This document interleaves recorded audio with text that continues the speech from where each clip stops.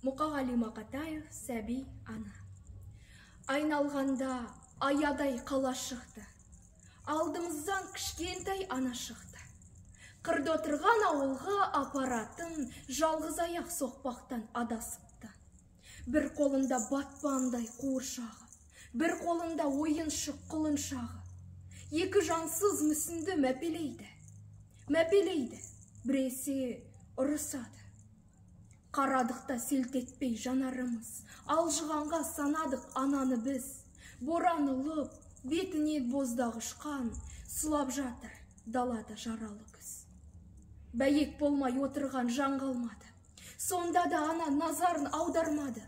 Сәби дейін өзімен өзі болып, қуыршақ пен құлыншақ алданғаны. Сөзге тартпақ болып ек, естімеді. Адам қалай опуңа ескіреді, адамның ғұмырынан қысқа не бар, күнен кейсе болғаны кешкіреді. Жастар-ай, жамандық жоқ көңіліңізде. Мұны отырған ана кім, көрдіңіз бе? Бір күрсініп алдыда отырған қарт ана өмірін баяндап берді бізге. Ана халін қарттан біз ұғындық кен. 23 жыл сарғайған құр үмітпен, 23 жыл сарғайған құр үмітпен, сәби ана сапардан ұлын күткен. Сұрапылдан сәби оралмапты, қуыршақ пен құлыншақ содан қапты, қара жолды қаптай еп тозан жапты. Қаралы күз қайтадан борандатты.